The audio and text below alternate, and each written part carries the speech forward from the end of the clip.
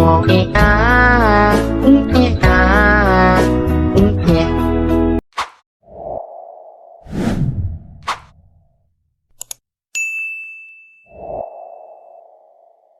kedua pemikiran itu lewat membuat jalannya penyelidikan pun menjadi semakin rumit lagi.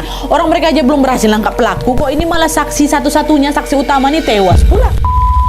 Hai, wassalamualaikum warahmatullahi wabarakatuh. Terima kasih sudah klik video ini. Sebelum mulai video ini, aku pengen nanya dulu nih sama kalian. Kalian punya nggak sih couple goals idola gitu? Terus kenapa kalian bisa ngefans sama mereka? Aku yakin kalian pasti akan jawab, karena si couple tadi sama-sama perfect, Nadia, sama-sama berkualitas gitu ya kan? Nah, ngomong-ngomong soal couple goals nih Wak ya, di malam hari ini aku akan menceritakan sebuah kasus penghilangan nyawa berencana yang menimpa pasangan suami istri yang dikenal sebagai couple goals. Kasus ini terjadi di Alabama, Amerika Serikat pada tahun 1988 lalu dan melibatkan beberapa orang sebagai pelaku. Dan FYI, salah satu pelaku dari kasus ini bernama Kenneth Smith yang memang sempat viral tuh di TikTok, banyak yang nge-tag aku juga. Dia ini ramai dibicarakan karena dia adalah orang pertama di Amerika yang dieksekusi death dengan menghirup gas nitrogen. Nah, ternyata di balik itu semua ada kisah yang lebih menyeramkan lagi nih tentang couple goals ini. Nah, penasaran dengan gimana kisah selengkapnya? Jadi tanpa berlama-lama kita langsung masuk aja ke ceritanya ya.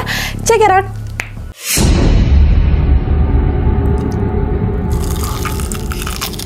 Oke, sebelum aku masuk ke kronologi kejadiannya, aku mau jelasin dulu latar belakang dari si korban ini terlebih dahulu, Wak ya. Jadi, kasus yang akan aku ceritakan malam ini menimpa seorang wanita berusia 45 tahun yang bernama lengkap Elizabeth Darlene Throne atau yang biasa dipanggil dengan nama Liz, Wak. Dia ini lahir di Franklin County, Alabama, Amerika Serikat pada tanggal 10 Desember tahun 1942. Ayahnya bernama Howard Throne, sedangkan ibunya bernama Dosa Thorne ya. Nah, Liz ini, Wak, merupakan anak pertama dari 4 bersaudara. Liz sama keluarganya ini hidup di lingkungan yang sangat-sangat religius. Setiap hari Minggu mereka ini selalu berangkat ke gereja untuk beribadah. Nah, terus di gereja itu pula Liz ini berkenalan dengan seorang remaja laki-laki yang bernama Charles Edward Senetwa. Nah, Charles ini merupakan anak pastor di gereja tempat Liz dan keluarganya ini beribadah. Awalnya hubungan Liz sama Charles ini ya sebatas teman biasa aja. Tapi karena mungkin sering berinteraksi, pada suatu hari si Liz ini pun mulai jatuh hati lah ini, mulai jatuh cinta kepada si Charles. Dan ternyata si Charles ini juga menyimpan perasaan yang sama Wak sama si Liz. Mereka pun akhirnya sepakat untuk menjalin hubungan sebagai sepasang kekasih. Dan setelah berpacaran cukup lama, Liz sama Charles ini pun memutuskan untuk menikah di usia mereka yang masih terbilang sangat muda, yaitu di usia 20 tahun. Nah, setelah menikah, Charles ini bekerja sebagai seorang karyawan di sebuah mall bernama Sears Department Store yang ada di Alabama. Sedangkan Liz sendiri memutuskan untuk stay di rumah dan menjadi ibu rumah tangga, Wak. Selang beberapa waktu setelah pernikahan ini, Liz pun hamil lah ini anak pertama. Dan setelah 9 bulan berlalu, dia pun melahirkan seorang bayi laki-laki yang diberi nama Charles Junior dan biasa dipanggil Chuck ya. Terus 3 tahun setelahnya, Liz pun kembali hamil lagi, Wak, dan melahirkan anak laki-laki lagi yang diberi nama Michael Sennett atau Mike ya. Jadi ada si Chuck sama si Mike nih, anak mereka berdua nih. Kehadiran si Mike ini pun semakin menambah kebahagiaan keluarga mereka, Wak.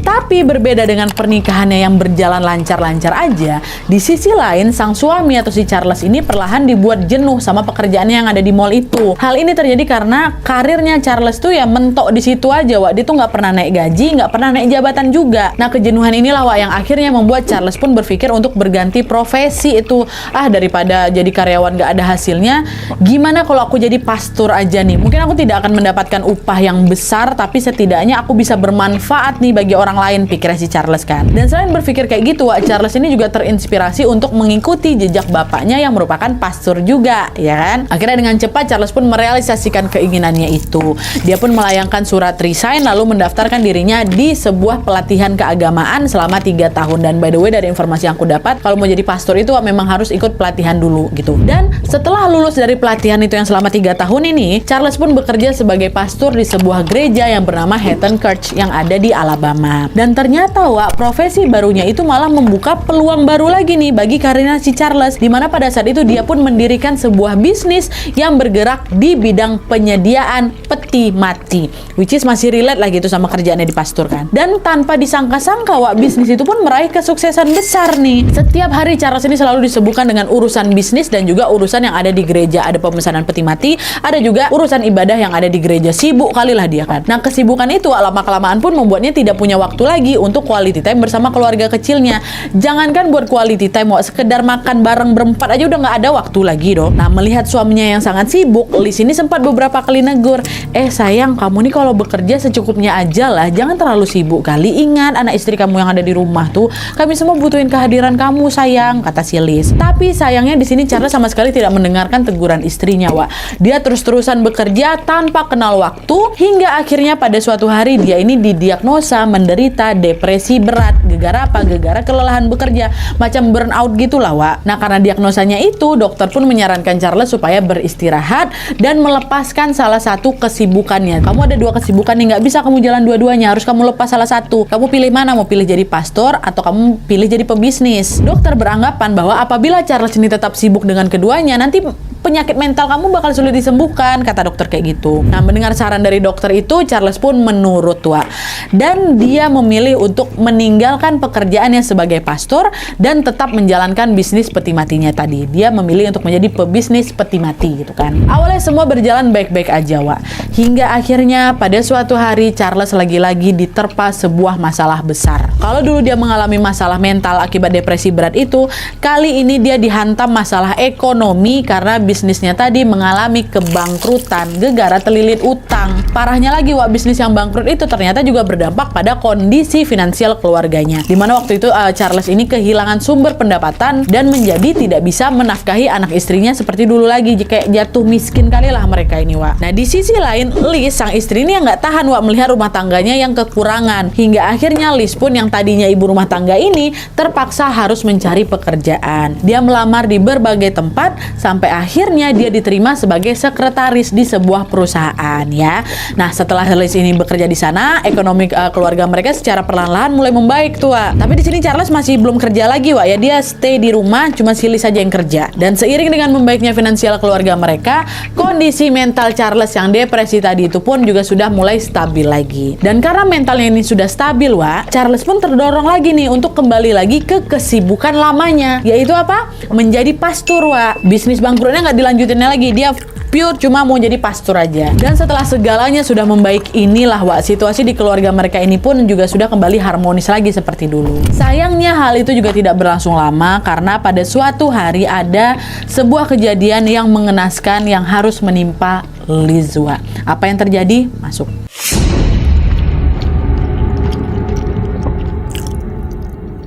Nah, jadi ceritanya, Wak, pada tanggal 18 Maret tahun 1988 pada jam 11.44 siang, kepolisian Alabama ini menerima sebuah panggilan telepon dari seorang pria yang tidak dikenal. Dengan suara panik, pria di telepon itu bilang, "Halo Pak Polisi, tolong Pak, istri saya terluka parah Pak, rumah saya habis dirampok, tolong saya Pak," kata si dia ini kan. "Halo, ini dengan siapa? Alamat Bapak di mana Pak?" "Nama saya Charles Sennett, rumah saya di Tuscumbia, Alabama. Cepat Bapak ke sini Pak, tolong istri saya secepatnya," kata dia. "Oh baik Pak Charles, kami segera ke sana." Charles yang nelpon. Tanpa babi bu lagi, polisi pun langsung meluncur ke rumahnya si Charles. Sesampainya di sana, mereka dibuat kaget karena istrinya Charles atau Liz, Wak, lagi terkapar gitu di lantai bersimbah darah. Meskipun begitu, polisi masih bisa melihat dengan jelas bahwa Liz waktu itu masih bernapas, Wak, belum meninggal nih. Di situ polisi langsung manggil ambulans dan langsung melarikan Liz ke rumah sakit supaya segera mendapatkan perawatan. Sesampainya di rumah sakit, Liz didiagnosa mengalami kritis dan harus segera dioperasi. Tapi sayangnya setelah dioperasi, nyawa Liz ini tidak bisa diselamatkan, Wak,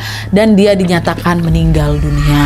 Nah, di sisi lain, polisi yang memang masih ada di rumah si Charles ini langsunglah melakukan olah TKP kan, sekaligus juga meminta keterangannya si Charles. "Pak Charles, tolonglah jelaskan nih apa yang terjadi sama istri Bapak. Kenapa dia tiba-tiba bisa terkapar berdarah kayak gitu?" kata si polisi. Charles jawab, "Saya juga nggak tahu Pak. Tadi saya lagi tiduran nih di kamar belakang, terus tiba-tiba saya dengar istri saya teriak. Saya langsung bangun dan ngampirin dia Pak. Tahu-tahu dia udah terkapar Pak di lantai," kata si Charles. "Loh, bukannya waktu Bapak nelpon tadi Bapak bilang ada perampok? Bapak lihat perampoknya nggak?" Saya nggak lihat Pak perampoknya. Tapi istri saya Pak yang bilang kalau ada perampok. Jadi sebelum kalian datang ini istri saya itu masih bisa bersuara," kata si Charles kan. Dan setelah mendengar keterangan dari si Charles, polisi pun langsunglah itu melakukan pengecekan lebih detail lagi untuk memastikan apa betul nih rumah ini dirampok gitu kan. Dan setelah melakukan pengecekan, polisi pun menemukan bahwa ada beberapa fakta yang sangat bertolak belakang dengan keterangannya si Charles, Wak. Yang pertama, polisi tidak menemukan adanya barang yang hilang dari rumahnya Charles. Seluruh barang berharga yang ada di rumah itu macam perhiasan, dompet, uang cash yang ada di sana tuh masih tersimpan dengan baik, masih tersimpan dengan rapi di lemari mereka. Dompetnya si Liz pun masih utuh, nggak ada sepeser pun uang yang diambil sama si perampok tuh. Keanehan inilah yang membuat polisi berpikir, loh, katanya tadi rumahnya habis dirampok, tapi kok nggak ada barang-barang yang hilang? Ya ada nggak beres nih, kata polisi di situ kan. Itu yang pertama. Terus yang kejanggalan kedua, polisi ini juga tidak menemukan adanya tanda-tanda pintu atau jendela-jendela di rumah mereka itu didobrak paksa, dirusak paksa, nggak ada, aman-aman aja. Kedua kejanggalan itulah yang akhirnya langsung membuat polisi menaruh rasa curiga sama siapa? Sama si Charles. Secara dia satu-satunya saksi di TKP kan, Wak. Kesaksian dia pun nggak sesuai sama fakta nih. Nah, berbekal dari kecurigaan itulah, Wak, akhirnya polisi pun membawa Charles ke kantor polisi untuk diinterogasi. Nah, pas diinterogasi, Wak, mereka nanya, Pak Charles, tolonglah jujur aja. Apa betul ada perampok yang masuk ke rumah Bapak nih? Soalnya waktu kami cek, kami nggak menemukan adanya barang-barang Bapak yang hilang, kata polisi. Iya, Pak, betulan, Pak. Ya mungkin perampoknya memang nggak sempat ngambil barang, tapi yang jelas ya istri saya ngomongnya kayak gitu, dia dipukul sama perampok. Nah, belum sempat polisi nanya lagi, tiba-tiba si Charles motong lagi. Pokoknya saya sama sekali nggak terlibat, Pak ya. Saya di sini cuma menyampaikan pernyataan istri saya sebelum dia pingsan, kata si Charles. Nah, mendengar pernyataan itu, polisi udah makin curiga lah. Bentar lu, Pak, bentar lu. Memangnya ada yang nuduh Bapak? Emangnya kami nuduh Bapak sekarang nih? Kenapa tiba-tiba Bapak ngomong kayak gitu? Kata si polisi kan. Mendengar pertanyaan itu, Charles langsung diam, Wak. Seolah dia sedang memikirkan sesuatu. Keceplos aku nih. Dan gak lama dari situ Charles bilang lagi, nggak ada apa-apa, Pak. Tapi yang jelas saya nggak terlibat ya. Sekarang izinkan saya pulang. Interogasinya sudah cukup, kata dia. Meski merasa janggal dengan gerak-gerik Charles, Wak, polisi tidak bisa menahan dia karena ya memang nggak ada bukti gitu kan. Alhasil polisi pun dengan terpaksa mengizinkan si Charles kembali ke rumahnya. Tanpa bukti kan polisi nggak bisa ngapa-ngapain, Wak. Nah, tapi karena didorong oleh perasaan curiga tadi, polisi pun bersepakat tetap mengawasi Charles ini secara diam-diam. Dan ketika investigasi itu masih berlangsung secara diam-diam ini, pada suatu hari mereka dikejutkan dengan sebuah kabar duka, yaitu Charles meninggal dunia karena bunuh diri dengan cara menembakkan kepalanya sendiri. Mati si Charles, budir dia. Kabar itu langsung membuat polisi diliputi oleh berbagai pertanyaan. Ini kira-kira kenapa nih Charles ini nekat melakukan hal itu? Kenapa dia bunuh diri? Apakah dia sengaja menutupi kesalahannya? Atau apa nih? Kalau dia berani menghilangkan nyawanya sendiri, bukan tidak mungkin juga dia ini berani menghilangkan nyawa istrinya, ya kan? Tapi di sisi lain polisi juga mikir, tapi belum tentu juga sih. Bisa jadi juga Charles ini menghilangkan nyawa sendiri gara-gara dia depresi atau dia sedih kali tinggal sama istri yang tewas secara mengenaskan kayak gitu. Nah, kedua pemikiran itu yang membuat jalannya penyelidikan pun menjadi semakin rumit lagi. Orang mereka aja belum berhasil nangkap pelaku, kok ini malah saksi satu-satunya, saksi utama nih tewas pula. Dan untuk memecahkan kerumitan itu, Wak, polisi pun memutuskan untuk pergi lagi ke rumahnya si Charles dan mencari petunjuk baru. Dan ternyata cara itu juga efektif karena di sanalah mereka menemukan fakta-fakta penting yang menjadi titik terang dari kasus ini. Ini betul-betul plot twist juga nih, Wak.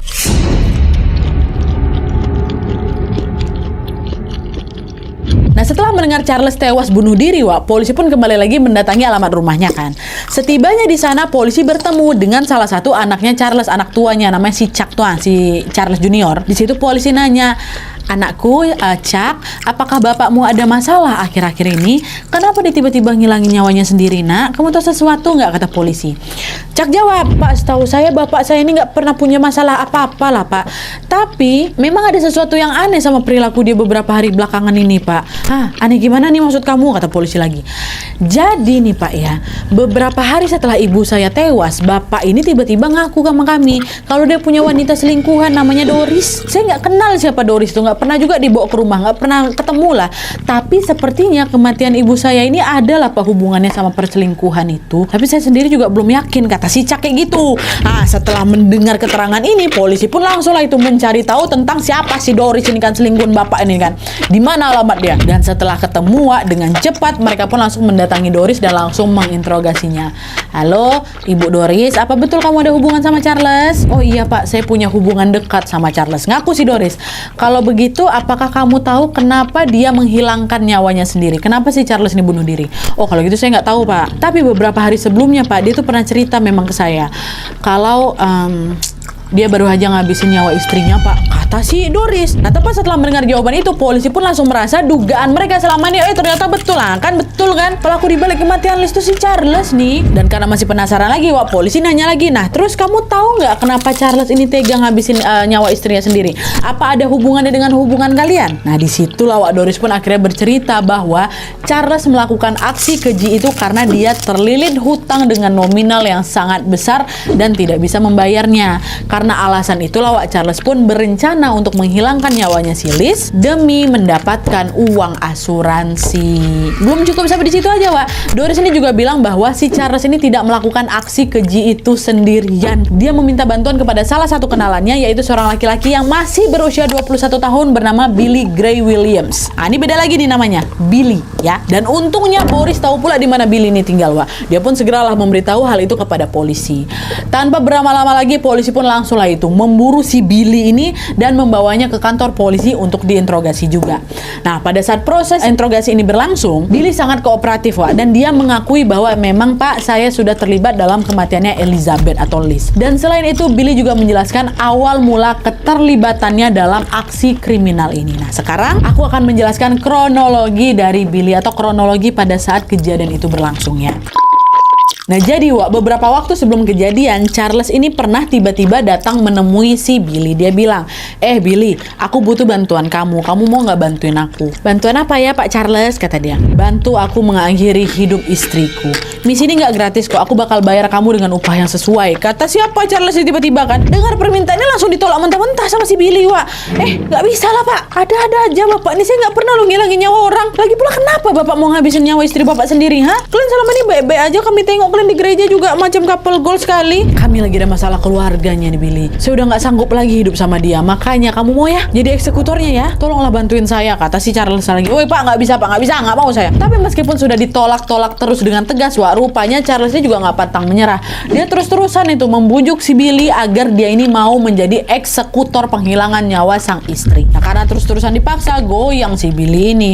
Akhirnya dia pun mengiyakan tawaran itu dengan syarat dia tidak mau beraksi sendirian. Rencananya Billy ini akan mengajak dua orang teman dekatnya yang bernama Kenneth Smith dan juga si John Forrest Parker, Wak. Nah, mendengar permintaan Billy, aku mau dua orang ya. Charles bilang, ya udah terserah lo lah. Kau mau ajak siapa aja terserah, yang penting misi ini harus berhasil, kata si Charles. Dan setelah sama-sama sepakat, Billy pun langsung menghubungi Kenneth dan John dan juga menyampaikan tawaran dari si Charles ini. Wah, ini ada tawaran untuk ngabisin orang nih gitu kan. Mendengar itu, dua orang ini juga sebenarnya sempat ragu, Wak, karena mereka sama-sama nggak pernah punya pengalaman ngabisin nyawa orang. Nah, untuk meyakinkan kedua temannya itu, Billy bilang lagi, udahlah kalian nggak usah khawatir, kan kita sama-sama. Target kita ini juga gampang kok, cuma ibu-ibu biasa. Dia nggak mungkin ngelawan. Lagi pula upahnya besar loh, masing-masing di antara kalian dapat $1.000 waktu 88, Wak. Besar tuh, sekarang aja besar, Wak. Ya udahlah, boleh, kata mereka. Ya udah, kami mau. Dan setelah setuju, mereka pun segera menyusun skenario penghilangan nyawa Liz, di mana waktu itu mereka bertiga berencana menghabisi nyawanya si Liz ini di rumahnya sendiri pada hari Rabu siang tanggal 18 Maret 88. Itulah. Tapi Wak, ketika hari H tiba, Billy ini tiba-tiba berubah pikiran. Si Billy yang masih kecil 21 tahun tuh berubah pikiran dia. Dia memutuskan untuk tidak ikut pada hari eksekusi ini karena dia takut ditangkap polisi. Padahal dia yang ngajak mereka berdua kan, dia pula nggak mau. Cuma si John sama si Kenneth ini tetap datang, Wak. Dia tetap mau melanjutkan rencana itu demi mendapatkan apa? Demi mendapatkan upah yang memang sudah dijanjikan tadi. Terserah kok lah, kok nggak mau ikut nggak apa-apa, yang penting tetap bayar kami ya. Akhirnya pada siang itu John sama Kenneth ini pun pergilah, Wak, itu ke rumah Liz berbekal dengan membawa pisau dapur dan juga pipa besi. Nah, terus waktu udah nyampe di depan rumahnya si Liz, Wak, kedua orang ini malah kebingungan pula. Mereka memang sudah menyusun strategi untuk menghabisinya di rumah si Liz kan. Cuma mereka tuh belum menyusun strategi gimana kita bisa masuk ke dalam rumah nih. Orang kita, si Liz nggak kenal sama kita, mana kita nggak punya pengalaman bunuh orang lagi. Kayak mana nih kita mulainya nih? Iya juga ya, kata si John. Iya juga ya, aku juga nggak tahu nih kita harus kayak gimana. Nah, setelah sekian lama berdiam diri di sana, Wak, akhirnya John bilang, ya udah Wak, kita pura-pura numpang pipis aja. Terus kalau misalnya istri nanya kita ini siapa, kita bilangnya kawannya si Charles. Charles kan tahu kita. Iya setuju kata si Kenneth. Dah tuh, akhirnya siang itu mereka betulan pergi menemui Liz dan bilang mau numpang pipis. Bu, permisi Bu. Waktu dibuka pintu sama Liz, Bu, misi numpang pipis. Nah, Liz yang bukain pintu itu nggak langsung ngizinin mereka masuk lah. Orang dia nggak kenal kok sama mereka berdua nih. Siapa orang berdua nih kok tiba-tiba datang numpang kencing pula rumahku? Liz nanya, maaf mas berdua ini siapa? Bu, kami temannya Pak Pak Charles, kami kawan bisnisnya, kata gitu. Di situ Liz sempat terdiam bentar tuh, Wak. Sampai akhirnya Charles yang waktu itu memang ada di rumah melihat kedatangan kedua orang itu juga, pergi juga ke depan tuh. Di situ Charles bilang, "Oh iya sayang, itu dua kawan aku," kata. "Udah, masuk aja, lo mau pipis kan? Masuk," katanya. Padahal Charles tahu, "Oh ini nih dua eksekutor udah datang nih," gitu kan. Dengar suaminya ngomong kayak gitu, tanpa ragu Liz pun akhirnya mengizinkan mereka masuk. "Oh ya mas, masuk," katanya. Nah terus pas baru jalan beberapa langkah ke dalam rumah ini, Wak, disitulah John dan Kenneth pun melancarkan aksi kejinya. John yang pertama menusuk tubuhnya si Liz dengan pisau dapur yang dia bawa itu secara membabi buta, sedangkan si Kenneth memukul kepalanya si Liz ini dengan pipa besi yang dia bawa juga sampai Liz jatuh bersimbah darah. Dan setelah melihat target mereka ini berhasil dilumpuhkan, mereka pun segera langsung melarikan diri dari tempat itu. Nah, kronologi selanjutnya ya seperti aku ceritakan tadi, Charles nelpon polisi, lalu dia buatlah skenario seolah-olah ini sudah terjadi perampokan lah gitu di rumahnya kan. Dan setelah mendengar kronologi dari si Billy ini, polisi pun segera langsung memburulah dua pelaku lainnya ini, siapa tadi? Si John sama si Kenneth. Dan selang beberapa hari kemudian, mereka pun akhirnya berhasil ditangkap. Dan setelah melalui proses persidangan, Billy, Kenneth, dan John yang sisa bertiga ini dinyatakan bersalah atas tewasnya Elizabeth Sennett atau Liz. Dan pada bulan Februari tahun 89, pengadilan Alabama pun menjatuhi John Parker dan Kenneth Smith dengan hukuman mati karena mereka berdua eksekutor utama nih. Sementara itu Billy hanya dijatuhi hukuman yang lebih ringan, yaitu hukuman penjara seumur hidup karena dia tidak terlibat langsung dalam kejahatan ini. Tapi meskipun tiga pelaku ini tertangkap, ada satu pelaku lain yang tentunya tidak mendapatkan hukuman atas kasus ini. Dia siapa? Charles. Charles ini tidak sempat dipenjara atau dijatuhi hukuman karena memang dia ini sudah menghilangkan nyawanya sendiri. Nah, hal itulah yang kemudian sempat membuat banyak orang tuh berasumsi bahwa kemungkinan besar Charles ini mengakhiri nyawanya untuk menghindari proses hukum, atau gampangnya dia ini ya takut dipenjara gitulah karena dia sudah menghabisi nyawa istrinya. Singkat cerita, setelah vonis dijatuhkan, Billy, John, dan juga Kenneth ini pun memulai masa hukuman mereka dengan mendekam di penjara. Sampai akhirnya keluarlah ini nih keputusan bahwa John dijadwalkan dieksekusi mati pada tanggal 10 Juni tahun 2010. Sedangkan Kenneth Smith akan dieksekusi pada bulan November tahun 2022. By the way, aku nggak tahu nih kenapa eksekusi di waktu yang berbeda dan lama kali kan. 12 tahun Wak bedanya. Ini kita fast forward aja lah ya ke hari eksekusi.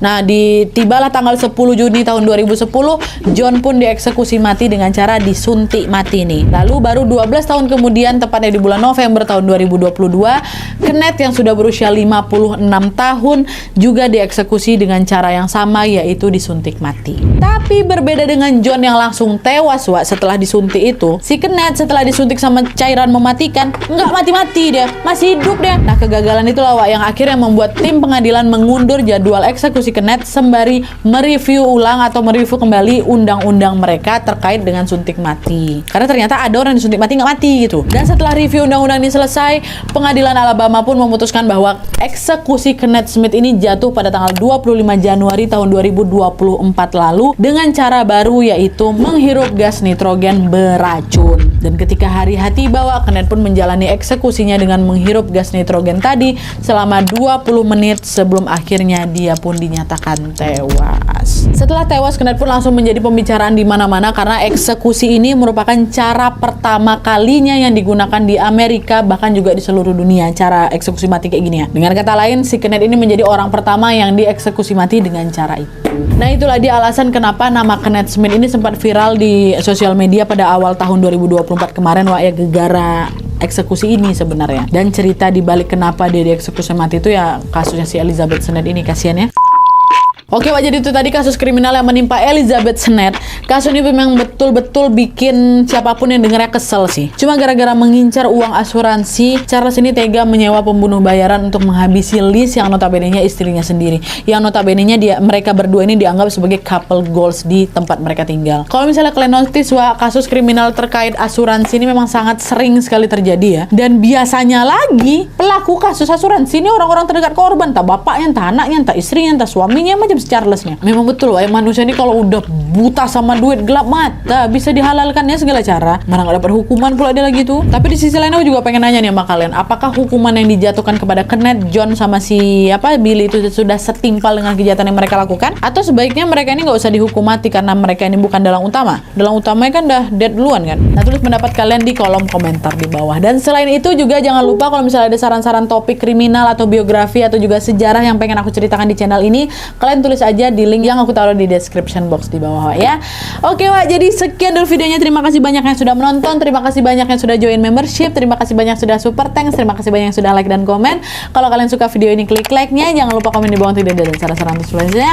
Jangan lupa nyalain notifikasi supaya kalian tahu kalau upload video baru. Jangan lupa nyalain notifikasi supaya kalian tahu kalau aku upload video baru. And as always, jangan lupa untuk klik tombol subscribe supaya kalian sama-sama tahu informasi menarik dan menegangkan dari channel aku. See you next video, Wak. Bye.